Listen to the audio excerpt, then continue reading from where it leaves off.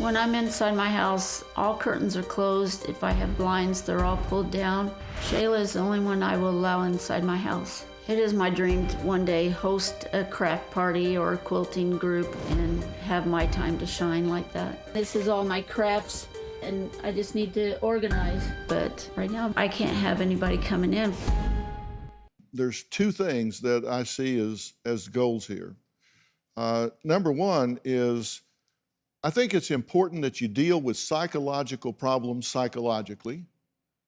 You deal with medical problems medically. And you've been dealing with psychological problems environmentally, materially.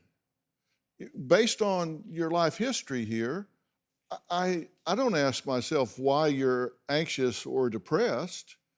The world has not been a nurturing, soft place to fall for you. And it isn't for anybody. I mean, there's always bumps in the road. Life is not a success-only journey, but there ought to be a better ride than you've had. And so you've reacted to it in a very realistic way. It's hurt you, and so you've recoiled.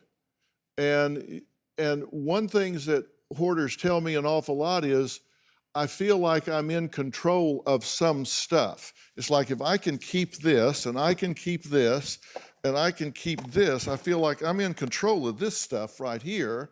And so I at least feel like I have a sense of control of some things. Now, that's a false sense of control, but at least it gives you a sense that, like, I've gathered this stuff up and I have some control here. You've had no sustained program to alleviate these problems and this pain in your life, and so you've dealt with it the way that you have. And that doesn't work. No, it doesn't. Right? It doesn't work. It doesn't work at all. It gives you a short high for a few seconds, but you have to deal with your psychological problems. You have to say that this doesn't do it. I realize I've suffered, I have open wounds from childhood, adolescence, adulthood. I have open wounds. I need to deal with those. And if I do, I won't have the need for any of this. And if you do that, then wow, you're going to go, it's funny, all of a sudden, I don't need this stuff. And you need to let go of the guilt. You say you need Shayla to forgive you. I do.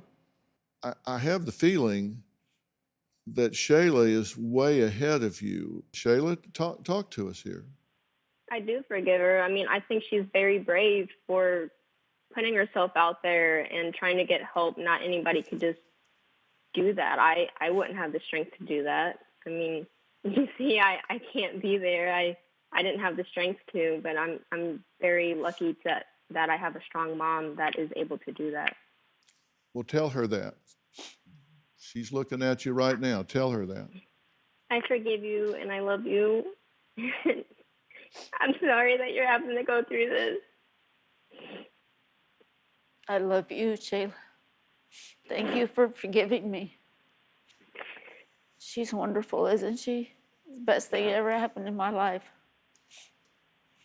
Well, you've obviously done some right things because you have a beautiful and empathetic young woman there as a daughter. And you have to be willing to forgive yourself, take the help, and move on. I want to learn to forgive myself, but right now I can't. I understand. And you said it right. You want to learn to forgive yourself. And you do that by climbing out of this depression, climbing out of this filth, climbing out of all of this. Do you have a story or a question for me? Click the link in the description and tell me what in the world is going on.